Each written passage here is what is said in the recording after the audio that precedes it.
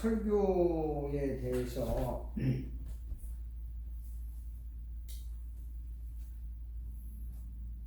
프로젝트를 하나 이제 다음 주 지나면 한 주 방학 동안에 숙제를 줄 테니까 프로젝트를요 혼자 하는 건 프로젝트가 아니에요. 몇 명이 모여서 하는 거예요. 여기는 뭐 학생이 적으니까 조전사님하고 그레이스 사람들 두 사람이 한 팀이 돼서 한 편의 설교를 만드시라고. 아무거나. 네, 본문 택해 가지고 우리 하는 식으로 하잖아요. 그래서 이제 만들어서 왜 이 본문에서 보편적인 게 왜 이게 나왔나? 그리고 이게 프리칭에서 왜 이게 예수의 어떤 면을 지금 얘기하는 건가? 그래서 결국 우리에게 무슨 변화가 일어나는 것이냐? 라는 것을 이제 둘이 막 의논해가지고 만들고, 그래가지고 거기에 대한 이제 프레젠테이션을 하는 거예요. 그래서 이렇게 했다. 근데 그 다음에 이제 저하고 이제 논쟁을 하는 거예요. 그게 좋은 점도 이거고 나쁜 점도 있는데 이건 왜 이랬냐 아니냐 막 이렇게 디베이트라고 디베이트. 미국 학교는 디베이트가 굉장히 그 코어 스타일이에요. 막 싸워 나중에는. 싸우는데도 수업이 끝나면 언제 싸우냐는 듯이 또 아무렇지도 않아. 그래서 이게 도저히 우리 문화로서는 정말 이해하기가 힘든 건데 그 사람들이 그걸 감정을 정말 감추고 끝나면 태어난 건지 아니면 그 수업 시간에는 당연히 그렇게 하는 거고 개인적인 감정은 없다 이거지. 주제를 가지고 우리는 문제를 이야기하지 않고 사람을 공격해버려요. 이게 잘못된 게 참 많아. 그 잘못한 그 문제만 이 문제가 이게 잘못됐다는데 이 우리나라 사람의 특징 중에 하나가 그 문제를 지적하면 기분이 나쁘다. 기분이 나쁘면 괜히 화를 내는 거야. 그러면 이제 상대방이 왜 화를 내고 그래? 그러면 아니 이게 화낼 문제 아니야? 막 이렇게 해서 감정으로 가는. 그래서 이 문제를 이야기하는 거냐 문제를 다루는 사람을 이야기하냐 참 헷갈려요. 헷갈리는데 문제를 다룰 줄 알고 사람에 대해서는 또 그 사람이 악한 사람이고 선한 사람이 무슨 도덕적인 문제지 문제를 가지고 다룰 필요 없거든요. 우리나라 사람 왜 안 될까? 훈련이 안 돼 있습니다. 훈련이 안 돼 있다. 또 왜 그럴 것 같아요? 침묵은 금이라고 가르쳤기 때문에. 침묵은 미국도 그 통해요. 침묵은 통하는데 왜 문제를 이야기 안 하고 사람을 이야기하냐고. 정치적으로 옛날부터 공격하기 위해서 그런 뿌리가 그런 공격하기 위해서 문제를 만들어냈다. 적을 그럴 수도 있겠네요. 왜 사건을 이야기 안 하고 사람을 이야기해요?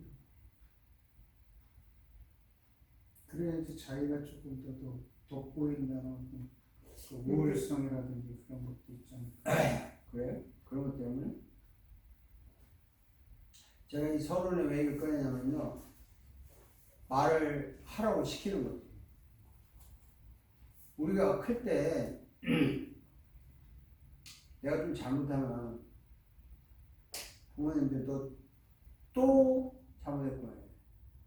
또 자를 붙여. 아니면 넌 항상. 그럼 우리는 화가 나는 거야. 내가 언제 또 이렇게 나오고 내가 언제 항상 이렇게 나오잖아요. 그런데 이번에 일어난 사건을 이야기 안 하고 왜 또라는 걸 끌고 오냐고. 이번에 잘못한 것만 이야기하라 이거야. 너 지난번에 막 끌고 들어와가지고 사람을 잘못한 사람을 완전히 그냥 그런 게 이 습관이 되잖아. 저도 이제 그런 데 빠질 확률이 많죠. 아니 왜 자꾸 그래 이러면 그 자리에서 반복하는 거야. 아, 왜 자꾸 반복해 이럴 수 있지만 또 잘못해가지고 넌 항상 넌 또 이러면 잘못한 사람이 잘못한 것 때문에 미안한데 또라는 말 들으니까 더 화가 나는 미안함이 있는 거야. 그렇지 않아요? 부부 혹시 싸울 때 항상 이라는 말 썼어요? 잘 써요. 누가? 저 항상 그러거든요. 잘 써야죠. 이게 쓰다 보면 이게 사람이 열받아요. 열받죠. 그러니까 또 화내고. 또 이제 대꾸를 하잖아. 그러면 너는 항상 대꾸야. 뭐 이런다든지. 그러니까 문제는 비켰어야 돼. 비키고 또 항상 대꾸야. 이거 가지고 가는 거야. 실제 이 문제는 손도 안 대고. 문제는 별것도 아닌데 대문제. 제가 그 통일교 사람들하고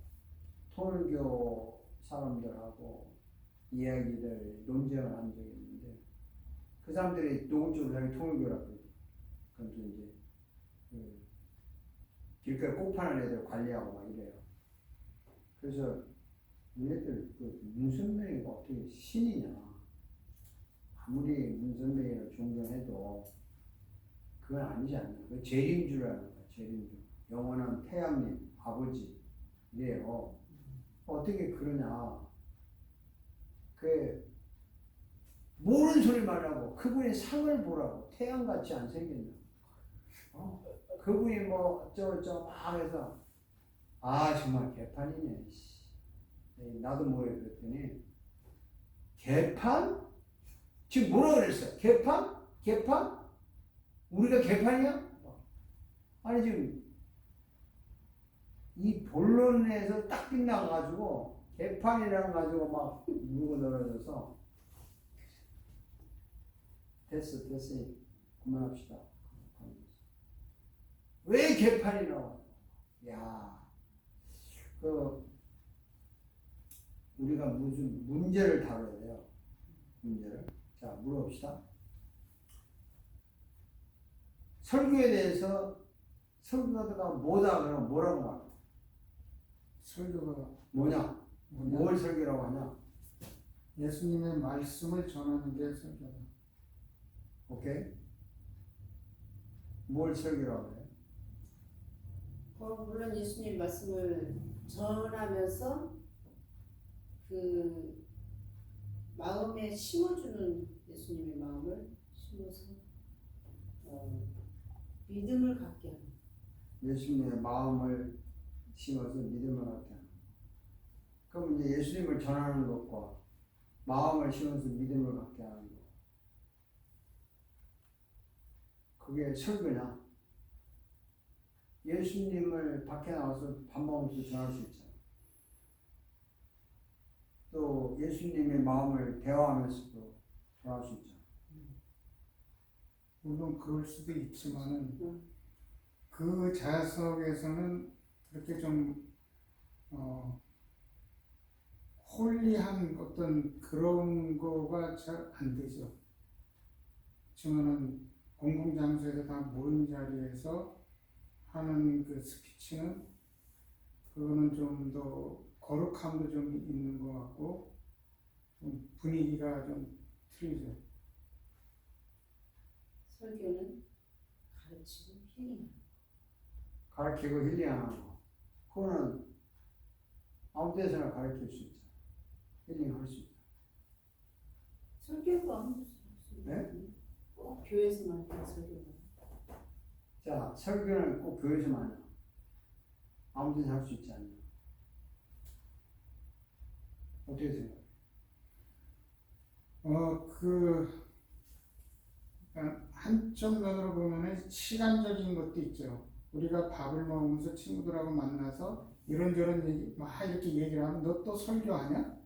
이런 식의 반응이 들어오면서 거부를 하는 면이 많은데 이렇게 공공장소에서 모여서 예배를 하면서 설교를 할 때는 절대 그런 게 없잖아요. 그러니까는 어떤 그 거룩성이라든지 그 단어가 좀 생각이 안 나는데 좀 그런 것들이 사적인 장소하고는 좀 분별이 되는 그런 게 있죠. 오케이. 사적인 것.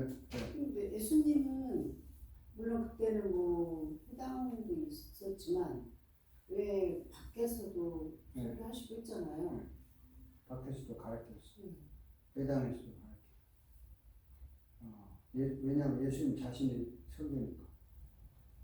우리가 예수님을 설교하는 거야. 내용은. 근데 우리가 말하는 설교는 뭐냐?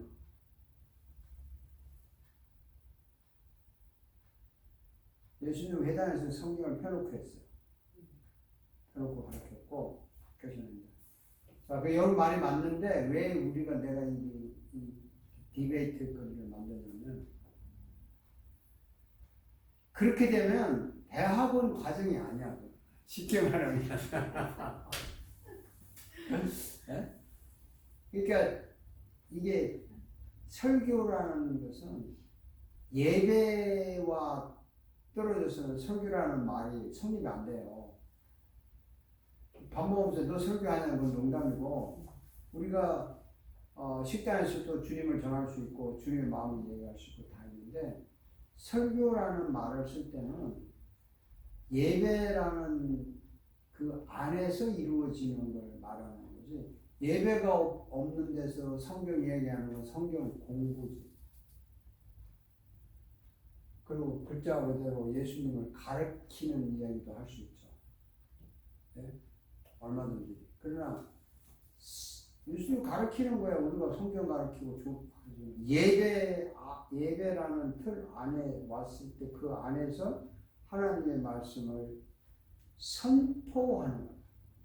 설명하는 게 아니야. 설명은 그냥 설명이죠. 그래서 이제 뭐 일반적으로는 뭐 설교는 뭐 이런 거 다 했지만 이제 적어도 여러분들이 이제 뭐 최고의 대학 과정에서 공부를 했다.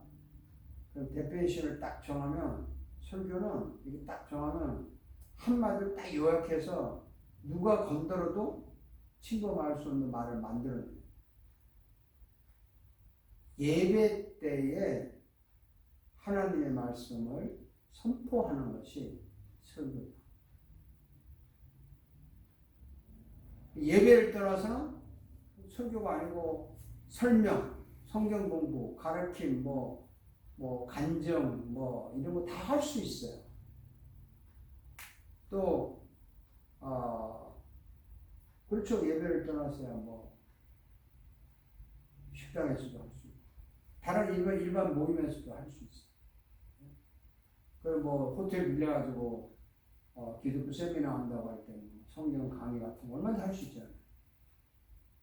그렇지만 예배라고 하는 그 예배라는 것은 하나님 앞에 내가 서 있는 거거든요. 딱 1대1로 서 있고 in the presence of God. 서 있다고. 서 있고 그 하나님 앞에서 나를 다 벗긴 거라. 예배는. 홀랑 벗은 거라. 거기에 하나님의 말씀으로 나를 입히는 거야. 그 믿으라 말하는 예배에서 하는 설교는 사실 아니에요. 선포야. 법정에서 너는 사형이다. 너는 용서 받았다. 땅 선포라. 왕이 어명이다. 그러면 어명을 선포하는 거지. 그 선포를 설명하고 그럴 필요가 없잖아요. 비상계엄령을 선포했다 그러면 시간 딱 돼서 그냥 행동에 옮기는 거예요. 계엄령의 뜻이 뭐냐, 뭐 선포야, 그건 그 전에 할 이야기고, 선포가 되면은 결과가 나온다. 그래서 그냥 설교를 하면 사람들이 너무 쉽게 생각해. 아, 우리 저기 요즘 새로 나온 분이 그 어제 그 내기 다음 주 식사 때문에 반찬 가지고 그릇을 가지고 교회 왔는데 말 들으니까 아 목사님 설교가 좋고 목사님 강의를 너무 잘하시고 막 섞어서 말을 하더라고. 이 사람들은 예배 하러 온 게 아니라 교회 가서 예배를 그냥 형식적으로 하는 거고 설교를 듣고 좋다 그런 수준이야. 그러니까 설교가 뭐 교수 같으면 강의하는 식으로 생각 믿음이 없는 거지. 하나님의 말씀을 선포하면 결과가 딱 두 개예요.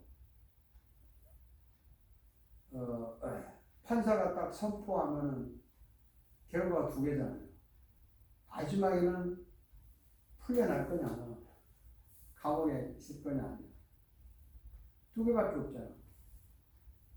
뭐 이제 프로베이션은 주어서 풀려나도 프로베이션은 제한되어 있는 거니까 하나님의 말씀으로 너 용서 받았다 그러면 용서 받은 거야. 간단한 거. 너는 죄인이다 그러면 죄인. 그래서 설교가 뭐냐? 자, 뭐예요? 설교가? 예배 시간에 하나님의 말씀을 선포하는 설교다. 네. 예배 때에 예배 시간에 하나님의 말씀을 선포하는 게 설교다. 이게 딱 잡혀야 돼요. 딱 머리에 박혀야 돼요. 근데 저는 꼭 이 설교 이거를 할 때마다 씨 뿌리는 자의 그 비유가 항상 연상이 되는데 그것도 뿌리잖아요, 그냥. 네, 뿌리지. 선포하는 거고. 그러면 어떤 사람은 그거를 가서 진짜 내 마음에서 그 오는 사람과 어떤 사람들은 그냥 스쳐 지나가는 거고. 말씀 선포를 받아들이면 명령 거역죄가 아니고 안 받아들이면 거역이잖아요. 그러니까 이제 길가에 뿌린 사람, 가시밭들 사람 다 말씀을 거역한 사람들이니까 영적으로 열매가 없는 거죠. 그게 좀 연상이 돼요. 연상은 되죠. 왜냐하면 시 자체는 하나님의 말씀은 뿌리는 거 그냥 일방적으로 뿌리잖아요. 선포잖아. 길가에 가서 너 이거 받을래 안 받을래 물어보고 뿌리지 않아. 그냥 뿌려.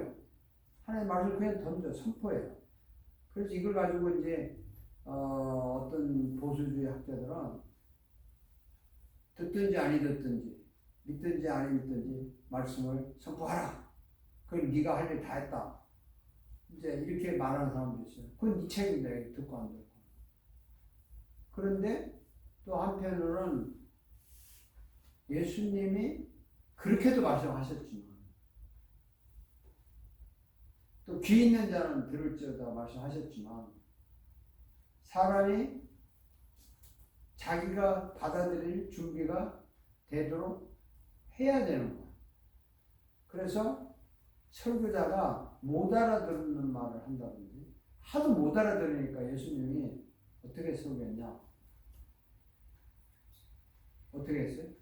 못 알아들어요. 못 알아들으니까 하늘의 비밀을 못 알아들으니까 땅에 있는 농부 비유이고 씨 뿌린 비유로 말씀하셨어요. 똑똑한 학생이구만. 비유로 말하는 거예요. 비유로. 그래서 예수가 있잖아요. 내가 니들 말 못하니까 비유로 말할 수밖에 없다.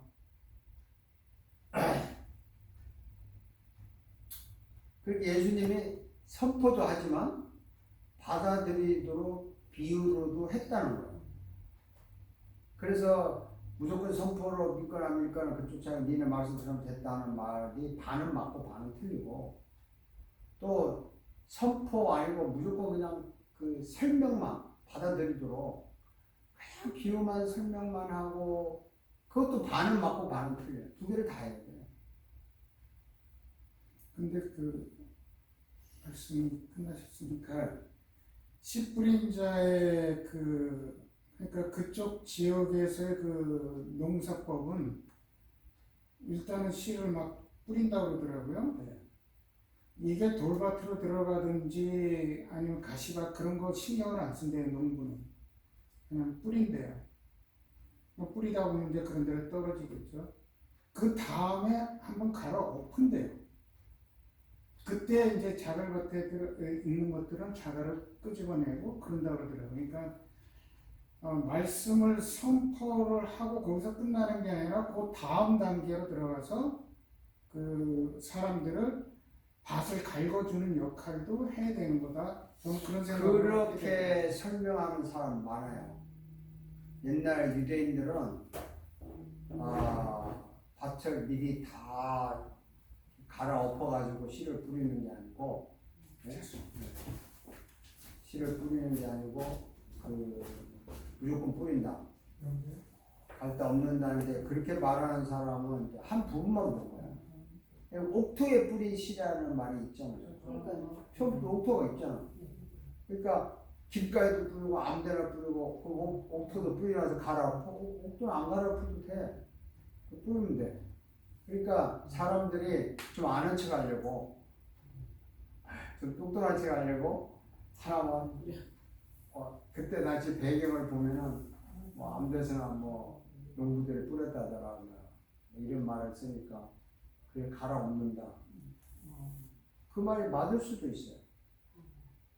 갈아 엎고 엎는 건 누가 해야 돼? 농부가 해도 씨가 해? 그럼 밭은 뭐야? 그러니까 많은 사람들이 성경을 해석할 때 포괄적이란 말이 있잖아요. 전체적으로 맞게 해석했는데 지금 이제 전사님 질문한 것처럼 그렇게 엎으면 땅을 엎는 사람이 농부잖아요. 농부가 씨를 뿌리고 엎는 게 낫겠어. 땅을 갈아 엎고 씨 뿌리는 게 낫겠어. 어느 게 똑똑한 농부야? 그러니까 그거는 옛날에 사람들의 그 유대인의 풍습 중에 하나가 그냥 뭐 바치고 뭐 그냥 어떤 뿌려놓고 나중에 뭐 갈아엎는 그런 문화가 있다고 했어요. 그렇지만 성경을 그런 식으로 해석해버리면 역사적인 배경에 맞게 해석하는 거야. 그 역사적인 배경을 살펴보는 거하고, 그죠? 그 배경에 맞게 해석해버리는 것도 달라. 우리가 역사적인 배경을 알아야 돼요. 옛날에 농부들은 그냥 씨를 아무데나 뿌린 경향도 있었다. 그렇지만 대부분 농부들은 옥토에 뿌렸지 길가에 뿌려놓고 땅을 기업는 그런 건 특별한 경향이 없었다. 이런 건 잘 알아서 해야 되는데 그쪽만 해가지고 그냥 그렇게 이제 대답을 하는 거예요. 그리고 목사가 설교를 할 때 옥토를 만들어야지. 옥토를 만드는 역할도 도와주는 게 쉽게 말하면 뒤없어. 옥토를 만드는 거는 설교 때 되는 게 아니에요. 그건 성경 공부 때 되는 거야. 성경 공부는 뒤 없는 거야. 하나씩 다 가려내고 해야지. 설교 시간에 그거 다 설교 그렇게 하려면요. 설교 한 6시간 하면 돼요. 그냥 옛날에는 보통 설교 3시간씩 했잖아. 미국에 청교도에 보면. 근데 3시간씩 한 번 하더라고. 청교도 교회 필라델피아 가면 오리지널들이 많아요. 이제 교회사 시간에 탐방을 시켜.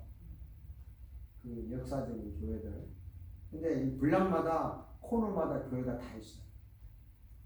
한 블락마다. 사람들이 동네마다 교회가 있는 게 아니고 보니까 동네는 다 흩어져 있잖아요. 그 도시 중심지, 필라델피아라는 도시 중심지에 교회 중심지를 중심으로 그 주일되면 거기 마차 타고 오고 말 타고 오고 교회 오는 거예요. 그럼 걸어도 하는데 도시니까 시골 같은 뭐 동네 하나만 있지. 근데 코너에 이쪽 코너에 장로교회, 이쪽 교회는 감리교회, 저쪽 교회는 성결교회, 저쪽 교회는 성결 이렇게 파마다 다 달라. 재밌어요. 근데 그 안에 들어가 보면 이런 의자가 아니에요. 그때 당시. S로 가면은 왜 이렇게 둥그런 의자 있잖아요. 그런 의자야 전부 다. 그리고 앞에 이렇게 테이블이 있어요. 그러니까 가족이 앉아, 가족이. 그러니까 가족 단위로 다 의자가 있어요. 그것도 좋은 생각인 것 아니 같아요. 그때는 다 가족들이 교회 왔으니까 주로 가족이 다 오잖아요. 가족들이 오니까 그리고 이제 가족들이 앉으니까 이렇게 사람들이 이렇게 쳐다보는 게 이렇게 봐야 돼요. 왜냐면 강대상이 지붕 바로 밑에 이렇게 있어요. 그 올라가는 계단이 있다고. 계단을 올라가서 거기 딱 서면은 둥글게 이렇게 딱 해서 여기서 이렇게 내려다봐. 한눈에 다 봐. 신발까지 다 보여 이렇게. 그렇게 돼 있더라고. 그렇게 앉아서 3시간, 4시간에도 안 피곤한 거야. 놓고 이제 뭐 물도 마시겠지만. 그런 식으로 옛날에는 설교를 했다고 해요. 뭐 완전히 뭐 수준 끝들이겠지. 그거야. 그래서 어쨌든 이 설교가 그렇게 해서 이제 설교할 목적이 뭐예요? 설교 목적이? 네. 목적은 예수님을 나타내는 거고. 제가 막 팍팍 들어오면 이게 설정이 안 돼가지고 이게 완전히 미천이 바닥이 나는 거야. 미천 바닥이 날 수밖에 없는 게 이게 우리가 그냥 막연히 알아왔다는 거야. 막연히. 그 설교하는 목적이 뭐예요? 깨우치는 거 아니겠어요? 깨우치는 것도 있어, 맞아. 깨우쳐야지. 또 목적이 뭐야? 회개시키고 회개시키고. 감사하고 네. 또 용서도 받고 네. 확신도 얻고 네. 또 찬양을 좋은 건 다 써 그냥. 한마디로 말하면 변화잖아. 변화. 그게 힐링에서 한 거 아니야. 변화가 고친다는 거야. 고친다는 말은 안 좋은 쪽에서 좋은 쪽이 아니야. 또 변화라는 것도 안 좋은 쪽에서 좋은 쪽. 그러니까 구원 안 받은 사람은 구원을 받는, 죄가 있는 사람은 용서를 받는, 병 있는 사람은 고침을 받는, 나쁜 성격은 좋은 성격. 모든 설교를 하는 것은 인간을 변화시키기 위해서. 감동과 변화가 같아야 틀려요. 틀리죠. 어떻게 달라요? 감동은 그냥 기본적인 그런 즉흥적인 뭐 있을 수도 있고, 변화는 내 영적으로 뭔가 깨우침을 얻고 내가 바뀌는 거. 그렇죠. 깨우침을 얻고 바뀌는 거지. 바뀐다는 말이 변화인데, 감동은 그냥 일시적인 그 기분에 의해서 내가 감동받을 수도 있거든요. 그게 이제 그런 거가 걸 좀 얕죠. 설명하기 힘들 때, 그럴 때 이제 예를 들고 비유를 드는 거예요. 예수님들 힘들어요. 뭐가 달라요? 변화와 감동?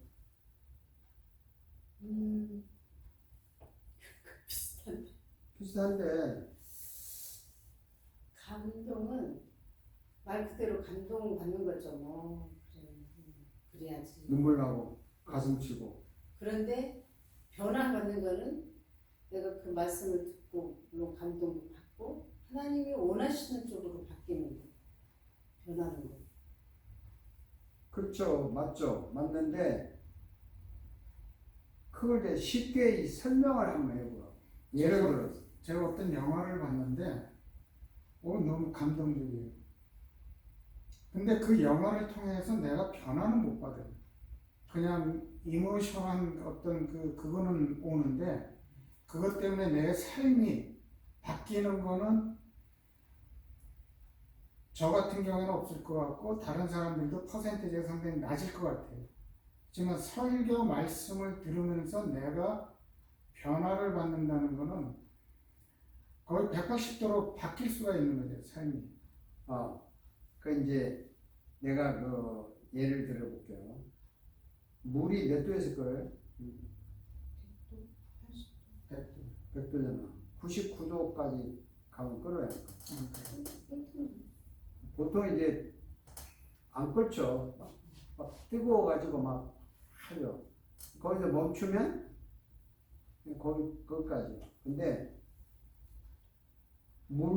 그게 뭐 닭 고기를 써서 구울 때 반찬을 익힐 때 100도 이상 끓여가지고 그게 다 익으면 안에 그 내용들이 이제 많이 섞어 있잖아요. 익혀서 익기 전에 맛과 익은 후에 맛이 다르죠. 그래도 뭐 어떤 거는 더 많이 고아서 고운다는 말은 일단 끓은 후에 고우는 거예요. 끓기 전에는 소용이 없잖아요. 근데 감동은 끓기 직전까지의 감동이야. 그때 그 안에 넣은 그 음식이 아무런 변화가 없어요. 라면을 만약에 99도에서 딱 끓여버리면 라면이 그냥 불을 터져가지고 사실 먹기도 힘들어. 라면이 끓어야 되죠. 그래서 변화는 일단 끓은 후에 그 자체의 어떤 내부적인 변화가 일어나요. 맛이 달라지는 거예요. 그리고 내 달걀을 이제 삶은 달걀 우리 사모님 매주 가져오시는 거 있잖아요. 그거 진짜 맛있어. 근데 그 냉장고에 넣어놨다가 오븐에다 내가 살짝 데운다고 껍질 벗기게 좋게 차가운 거예요. 그거 잘 먹고 있습니다. 예. 근데 30초 모르고 30초를 놔뒀더니 터져요. 네. 안에 그냥 그 몇 분 모르고 잠깐 뭐 하느라고 지나가지고 터져가지고 그 오븐 안에 청소도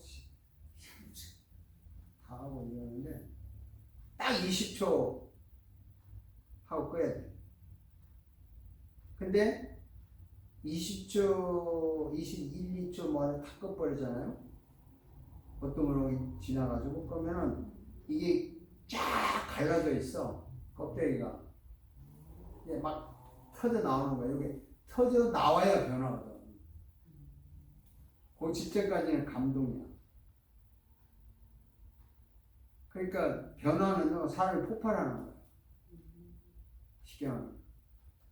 그래서 주님의 말씀이 들으면 어떤 사람은 이렇게 내 머리에 지진이 일어났다. 그거는 표현을 잘한 것 같아요. 그러니까 뭐 눈물이 나고 감동이 오고 그렇지만 내 인생이 이렇게 내 영혼이 이제 지진이 나는 폭발하는 거죠. 그래서 아주 놀라운 그 일어나요. 변화는 그래서 그 다음에 변화가 일어난 결과가 뭐냐면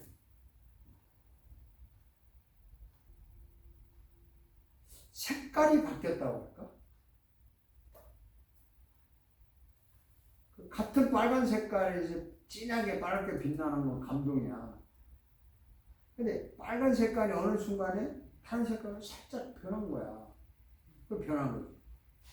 그러니까 저분의 말, 행동, 그 내용이 뭐 어딘지 모르고 이렇게 참 말하기 힘든데 변화된 사람과 변하기 전의 사람은 시간이 지나면 알아요. 그 순간에 잘 모르지. 나는 우리 교회 사람들 설교를 듣고 변할까 아니면 감동만 받고 끝날까 이걸 보는데 식당에서 밥 먹는 거 보면은 감동으로 끝난다는 확률이 참 많은 것 같아. 많은 교인들을 보면. 어떤 면에서 음식 먹는 태도요? 아니면 태도도 그렇고 나는 지금도 그래요. 뭐 극단적인 아니든 음식이 왜 남아서 버려? 뭐 조금 남을 수는 있지만은 막 잔뜩 갖다 놓고 남아서 버려. 이게 그 감동받은 사람이 변화는 그럴 수가 없어. 그리고 또 음식을 먹고 난 다음에 싸가야지. 먹기 전에 미리 왜 싸? 아니 뭐 이제 우리 뭐 한화자 같은 절대 안 싸니까 그 주방장이 미리 싸서 주는 건 노인네들은 이해는 하지만 젊은 사람들은 왜 그래? 젊은 사람들 먹고 나면 가져가야 되잖아요. 미리 그 안에 있는 거 막 들어와서 챙겨 그냥 이런 거라든지 이제 밥을 먹으면서도 그 맛있다고 막 맛있는 건 니리다 갖다 먹고 자기가 더 많이 가져가고 다음 사람 생각해야 돼. 그 이제 감동받은 사람은요 자기에게 감동을 주지만 변화받은 사람은 남을 의식해요. 다르다고 이게 다른 사람에 대한 변화거든요. 그 중심이. 그래서 우리가 나 중심에서 주님 중심으로 바뀌었다. 또 교육학에서는 나 중심에서 남 중심으로 바뀐다. 그게 변화거든. 내가 감동받아서 더 막 좋고 펄펄 뛰는 거는 나 중심이잖아 어디까지. 그러니까 남 중심으로 이게 참 말은 멋있죠. 남 중심.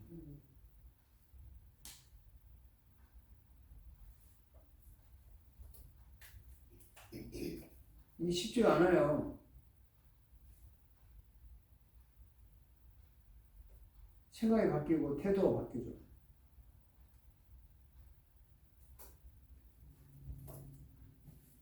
우리는 순간순간 나 중심으로 하지만은 그러나 남 중심으로 이렇게 자꾸 생각을 하잖아요. 그렇지 않나요? 결국에 남 중심으로 사는 사람이 나를 위한 거야. 그게 이제 기독교의 공식이에요. 남에게 베풀어서 하나님이 그걸 보상해서 받는 축복이 복이지. 내가 노력해서 이렇게 성공해서 받는 복은 그 노력의 대가지 복은 아니죠. 예? 노력의 대가는 누구나 할 수 있어요. 열심히 하면 되잖아.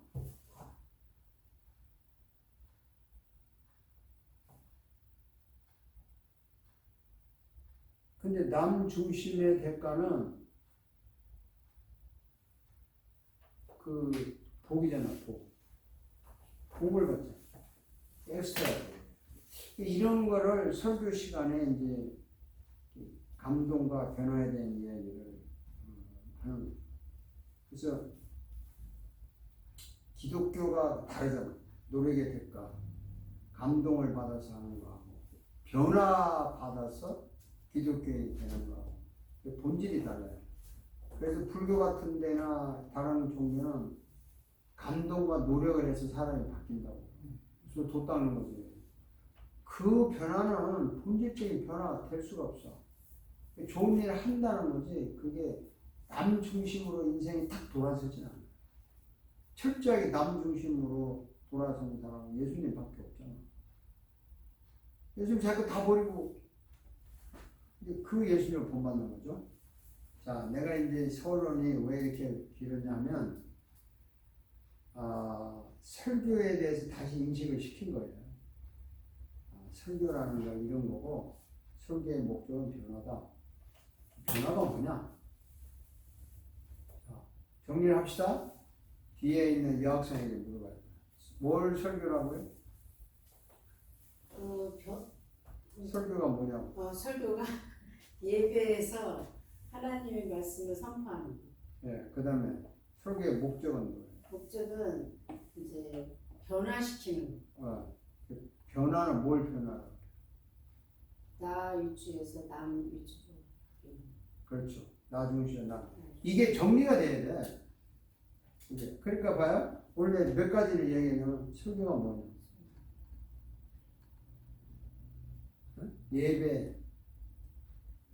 예배에서 하나님 말씀이죠. 하나님의 말씀을 하나님이죠. 선포한다 이랬어요. 그럼 설교의 목적이 뭐냐? 꼭 변화다. 감동이 아니란 말이에요. 변화는 나 중심에서 남 중심. 남 중심으로.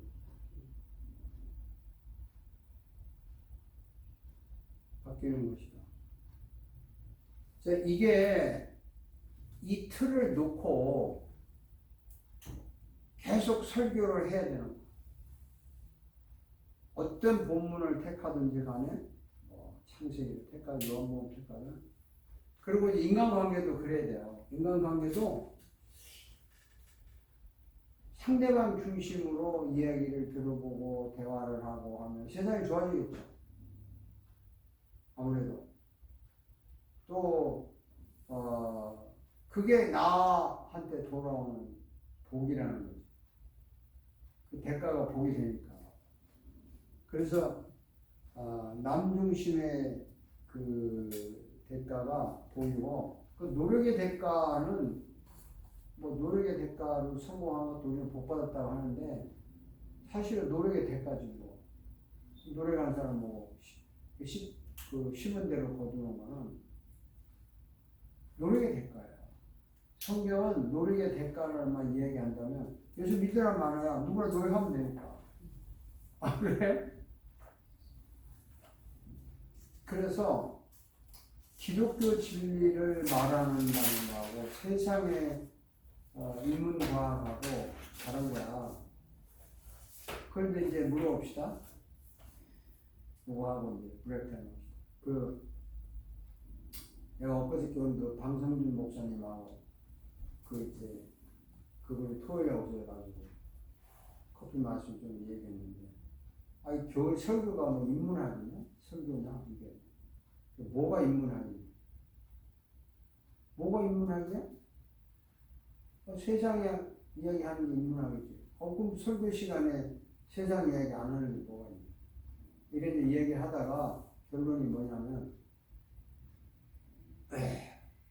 목사님들 예배 시간에 예수 이야기 십자가 설교 다 한다 이거야. 아는 사람 없어요. 그분이 나를 죽으시고 이런 이야기 다 한마디씩 다 한다고. 그러면 이게 예수 중심의 설교냐. 그렇게 생각하는 거야.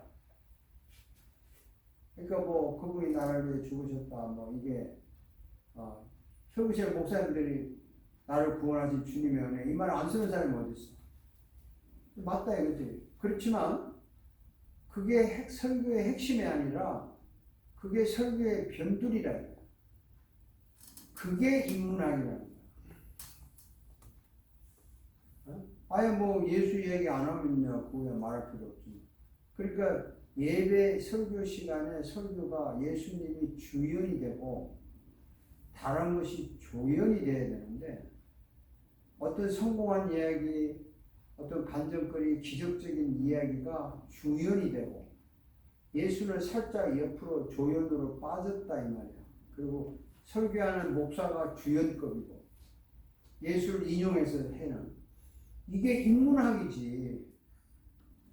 인문학이라니까 대학 강의만 인문학이 아니에요. 기독교 인문학이야 이게. 이해가 되셨어요? 정말 되셨나요? 요즘 설교가 거의 다 그런 식으로 하니까. 그러니까 왜 인문학이라는 말이 이해가 됐냐고. 그런 식으로 하는 것을 여러분들은 이 대학원 과정이니까 그걸 뭐라고 말하냐. 용어를 만들어내야 된다고. 그게 소위 흔히 말하는 전문가들이 만들어내서 그게 유행시키면 자기 전용 용어가 되잖아요. 그러니까 이걸 기독교 인문학이다. 기독교 설교가 아니고 인문학이다. 그 구분을 알아야 돼요. 그러니까 많은 사람들이 기독교 인문학 설교를 한다.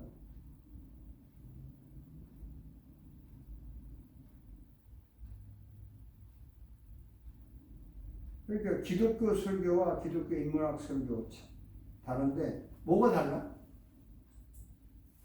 차이가 뭐예요? 저는 그렇게 표현을 하는데 인본주의, 신본주의. 아, 그거는 이제 유명한 옛날부터 한 거고. 그래요? 저는 인본주의 들어본 적이 신본주의인데 없어서. 아니 기독교 설교 시간에 다 하나님 얘기하는데 어떻게 무조건 아니 인본주의가- 중심이 사람 중심으로 하잖아요. 근데 그 사람 중심을 한다는 게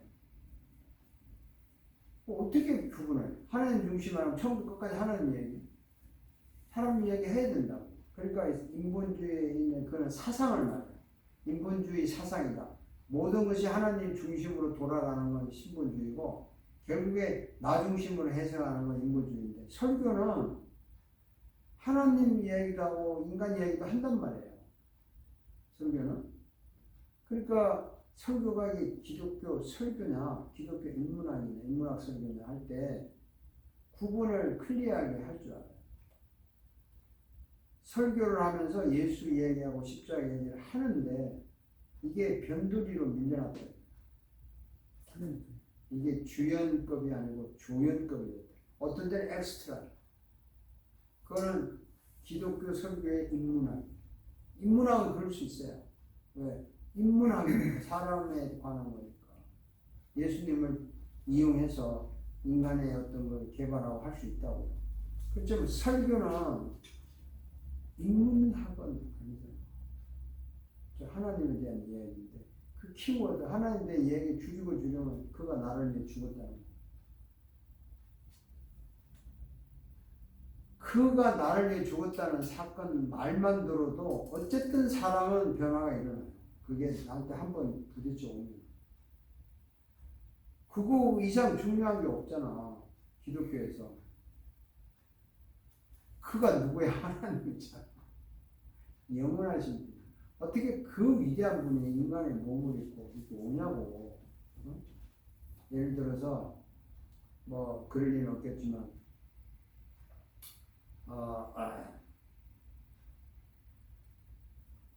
바이든 대통령이 예? 우리 교회에 와서 여기 예배하는 사람들 너무 보고 싶어서 와서 같이 우리와 같이 보기를 밥 먹고 예배하고 갔다. 그러면 딴 사람이 새로 와서 밥 먹고 갔다는 거 충격하고 그 대통령이 와서 하는 거 다르지 않아요? 뉴스감이고 놀라지 않아요? 근데 그분이 여기 와서 가장 더러운 나를 살리려고 내 더러운 걸 뒤집어 쓰고 죽으셨다. 이거 정말 충격. 내가 말하는 나도 충격이라는 단어가 안 어울려요. 하지만 그 이상 단어가 없어요. 나는 지금도 이해해요. 여기에 내가 충격을 못 받았다면 이건 뭔가 썸띵 영혼이 이제 딱딱한 굳어버린 영혼이든가 뭐 감동에 받을 수 있잖아요. 위대하신 나를 죽었다. 이 감동받아 될 문제가 아니에요. 지진이 일어나는. 그래서 왜 항상 예를 들지만 마태복음에 보면 예수님이 십자가에 돌아가실 때 땅이 지진이 일어나고 태양이 빛을 잃고 무덤 속에 있는 자들이 나왔다 그랬죠. 기억나요? 그거 읽을 때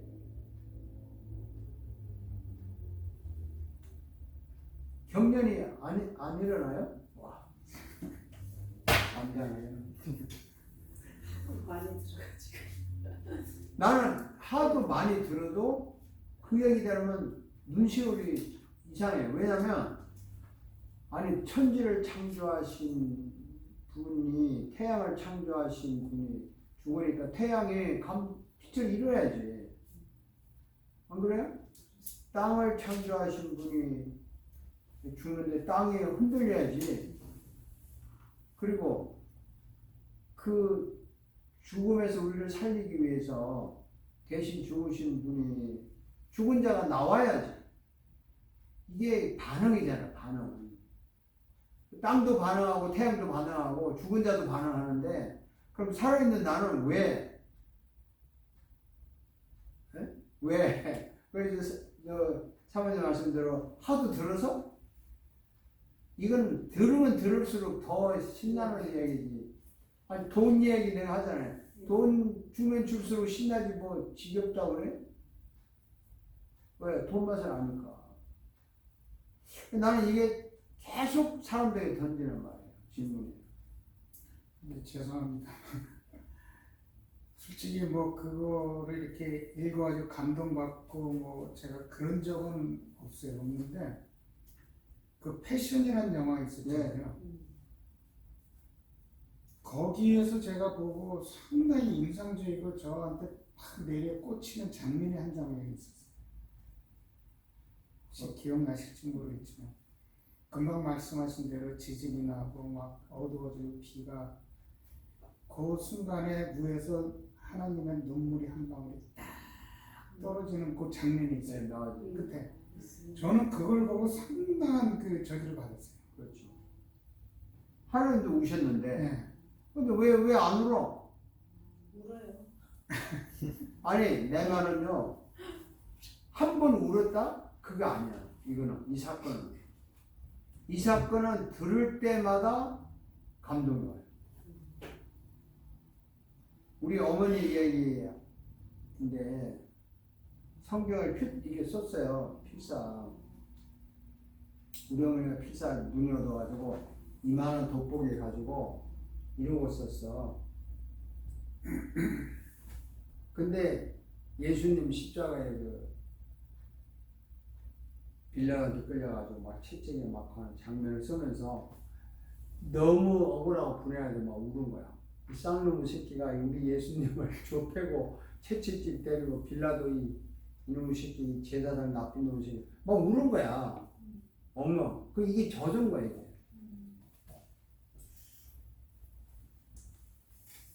그러고 나서요. 얼마나 세게 울었는지 이게 다 젖었는데 그러고 나서 그때부터 안경 안 썼어요. 돋보기 필요 없어요. 돌아가실 때까지 읽었다. 눈이 열렸어. 그래서 눈 폭포처럼 울면 눈도 좋아지는구나. 예? 아니 저는 정말 그래요. 누구한테 아니 뭐 크게 막 눈에 띄게 막 흔드는 게 내 가슴에 이거 들을 때마다 이게 가슴에 가만히 있냐고. 잔잔한 파도가 일어나는데 뭐 파도를 잔 밑에서 막 소용돌이가 치든 뭐가 있을 거 아니냐고. 기독교 이것 빼면 뭐가 있는데. 오만 이야기, 기적, 뭐 사랑 이런 거는 다른 종교도 다 있어요. 왜 없어? 다른 사람들은 모르고 기독교나 다른 종교가 똑같다. 이거를 설교하는 거예요. 뭐 하자고 이거. 브레이크다운 합시다. 디베이트를 좀 했더니 정신이 납니까?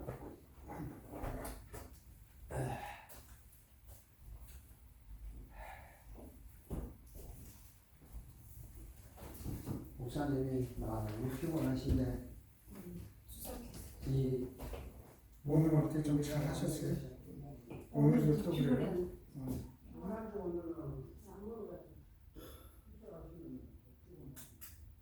줄 아는데